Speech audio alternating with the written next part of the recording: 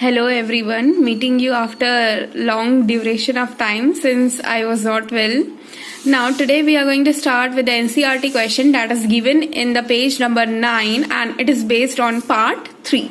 So before watching this video, go through that basic version, okay? Let us start with the first question, that is convert the following temperature to Celsius scale and two temperatures are given there. That means question ये बोल रहा है कि कोई आपको temperature दिया हुआ है केल्विन स्केल में और आपको उसको चेंज करना है किसमें, सेल्सियस स्केल में. बेसिकली जो टेम्परेचर होता है it is a degree of hotness और कोल्डनेस. ठीक है, आप इसको मेजर करने के लिए बहुत सारी तरीके की स्केल होती है यूज. आप यहाँ पे जो स्केल यूज कर रहे हैं हम, that is a kelvin scale and Celsius scale. और टेम्परेचर हमको केल्विन में दिया, उसको किस में कन्वर्ट करना है, सेल्सियस स्केल में. तो उसको कन्वर्ट करने के लिए एक रिलेशनशिप यूज होता है, that is C is equals to K-273. If the temperature is given on Kelvin scale तो वैल्यू कहाँ रखेंगे, K के जगह. ठीक, और किसकी वैल्यू निकल जाएगी, जब C की वैल्यू. और वही अगर टेम्परेचर सेल्सियस स्केल में गिवन है तो यहाँ पे वैल्यू रखेंगे और किसकी वैल्यू निकल जाएगी हमारी, केल्विन स्केल पे क्या टेम्परेचर होगा उसकी. क्लियर है. Now let us start with the solution, but before that we should write the given thing. जब भी हम न्यूमेरिकल सॉल्व करते हैं सबसे पहले आपको क्वेश्चन में क्या गिवन है वो लिखना है.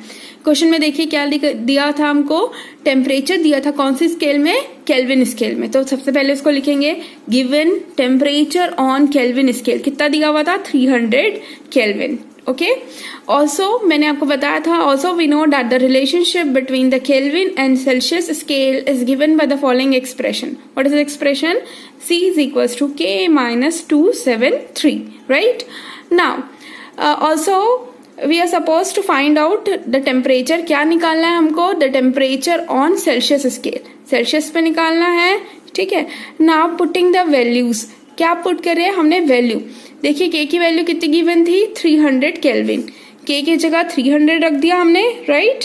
300 minus 273 and what is the answer we are getting, that is 27 degrees Celsius. So the temperature on Celsius scale is 27 degrees Celsius.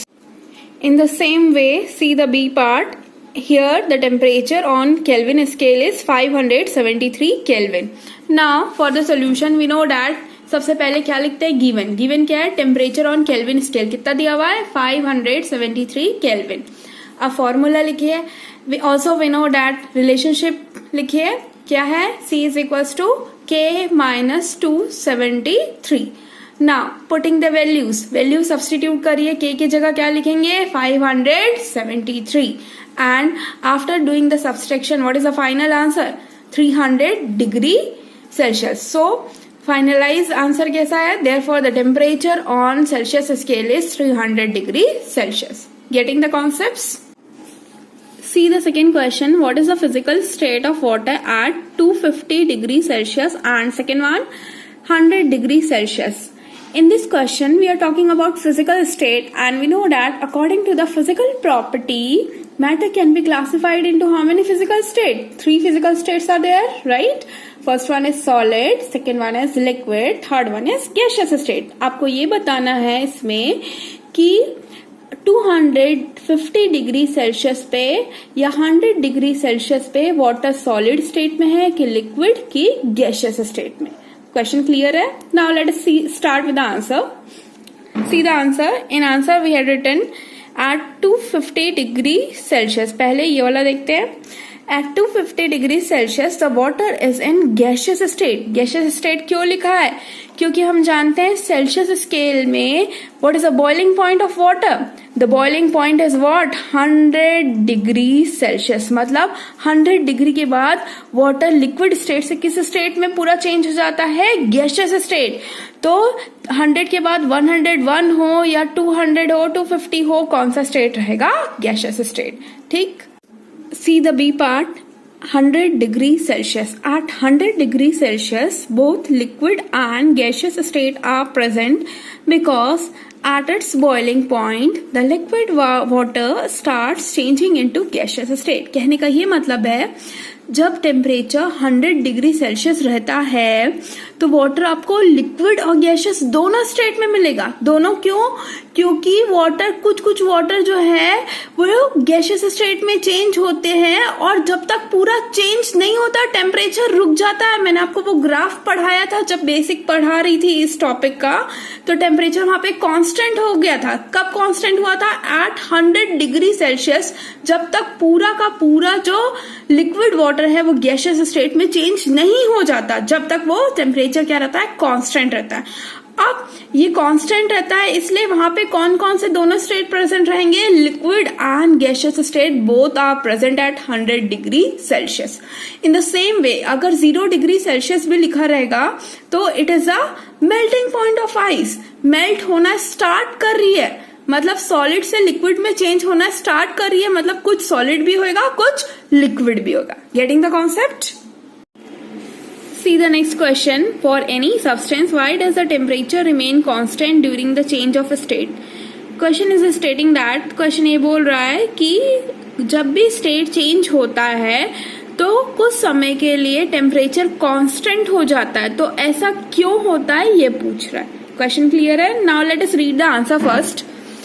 In answer we had written, the temperature remains constant during the change of state for any substance because during the state change energy is not gained by the particles of matter but it is used to make them far apart and the temperature remains constant. कहने का ये मतलब है, मैंने आपको बताया था ना, जैसे क्या होता है किसी भी सब्सटेंस को अगर हम हीट करते हैं, सपोज मैंने एक बीकर लिया था, मैंने ये एग्जांपल आपको बताया था, वो एक्सपेरिमेंट जब ये वाला टॉपिक एक्सप्लेन करी थी कि हमने बीकर लिया था, उसमें आइस क्यूब को हीट कर रहे थे, तो हम फ्लेम प्रोवाइड कर रहे थे, तो एक समय ऐसा आया था कि टेम्परेचर कांस्टेंट हो जाता है और चेंज नहीं होता। हम नीचे से भले ही उसमें टेम्परेचर प्रोवाइड कर रहे थे, हीट कंटिन्यूअसली दे रहे थे, स्टॉप नहीं किए थे, मतलब टेम्परेचर बढ़ना चाहिए लेकिन बढ़ता नहीं है, रुक जाता है। क्यों रुक जाता है?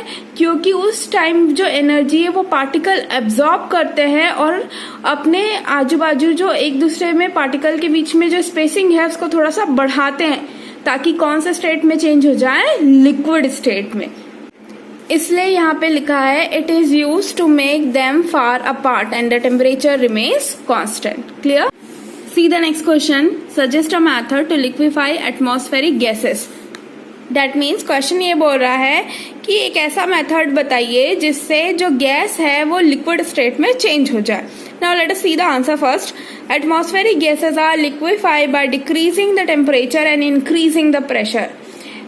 ये क्या बोल रहा है? जैसे मैंने बताया था आपको, हम लोगों ने प्रीवियस वीडियो में देखा था, अगर कोई भी सब्सटेंस का स्टेट चेंज करना है तो हमारे पास दो तरीके होते हैं. पहला by changing the temperature, second one by changing the pressure. अब देखिए गैशियस स्टेट से अगर मेरे को लिक्विड स्टेट में आना है तो मैं क्या करती हूँ प्रेशर को इंक्रीज करती हूँ. प्रेशर इंक्रीज करूंगी तो जो गैस के पार्टिकल वो पास आएंगे. ठीक, पार्टिकल पास आएंगे तो गैस किस स्टेट में कन्वर्ट हो जाएगी? लिक्विड स्टेट में. That means I should increase the pressure और टेम्परेचर को क्या करूंगी? डिक्रीज करूंगी. जो पिस्टन वाला एग्जाम्पल मैंने प्रीवियस वीडियो में लिया था, it is working in the same way. Okay.